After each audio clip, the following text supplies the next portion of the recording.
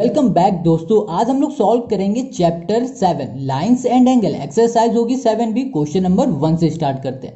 तो ये RS अग्रवाल की एक्सरसाइज है, ठीक है। तो क्वेश्चन नंबर 1 कह रहा है in the adjoint figure AOB is a straight line, find the value of x। देखो हमारे पास जो ये फिगर है ना, इसमें कह रहा है जो AOB है ये क्या स्ट्रेट लाइन है, ठीक है। और फाइंड करना है हमें किसकी वैल्यू, x की वैल्यू फाइंड करना है। ये क्वेश्चन बहुत ज्यादा इजी है, ठीक है। बस आपको एक स्टेप को अच्छे से समझ लेना है, ठीक है।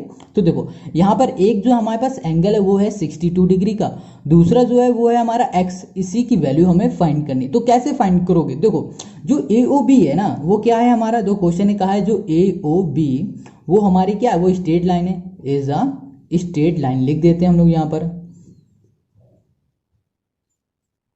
स्ट्रेट लाइन, ठीक है। तो स्ट्रेट लाइन है तो क्या हो गया, देखो जब भी स्ट्रेट लाइन है तो स्ट्रेट लाइन के ऊपर जितने भी एंगल बन रहे हैं उन सभी का सम होता है 180 डिग्री। कितना होता है, 180 डिग्री। देखो इस समय हमारे पास दो एंगल बन रहा है, एक एंगल ये, एक एंगल ये, ठीक है।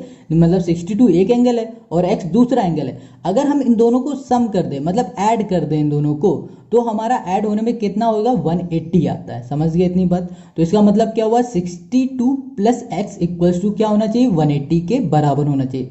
अगर मान लो यहाँ पर एक और लाइन होती, यहाँ पर एक सपोज एक लाइन होती, तो कितने हमारे पास एंगल हो जाते, एक यहाँ हो जाता, एक बीच में हो जाता, एक यहाँ होता है। तो उस केस में क्या होता है कि ऊपर जितने भी एंगल होते हैं मतलब उन तीनों एंगल का सम बराबर होता 180 के, ठीक है। इतनी बात क्लियर है। चलो यही स्टेटमेंट हम लोग लिख देते हैं, ठीक है। तो यहाँ पर लिखेंगे AOB is a straight line, ठीक है। The sum of all the angles, तो लिखते हैं यहाँ पर the sum of all the angle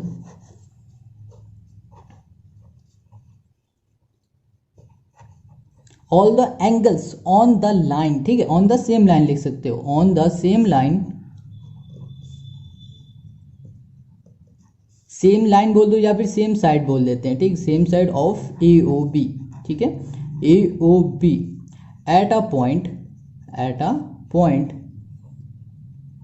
O on it is 180, ठीक है। इतनी बात क्लियर होगी। देखो ये स्टेटमेंट दे देना अच्छा रहेगा देने के लिए। अब देखो अब हमारे पास यहाँ पर दो एंगल है, एक एंगल हो गया AOC, तो यहाँ पे लिखा हमने एंगल AOC, और दूसरा एंगल हो गया हमारे पास एंगल X, या फिर सीधे X लिख दो या फिर लिख दो COB लिख देते हैं यहाँ पर COB।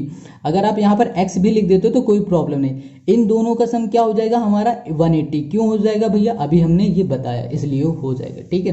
तो AOC हमारे पास कितना है, AOC हमारे पास 62 है, तो यहाँ पर हमने 62 लिख दिया, प्लस लिख दिया। COB हमारे पास x है, तो यहाँ पर x लिखा, इक्वल्स टू कर दिया 180, ठीक है। इतना क्लियर हो गया।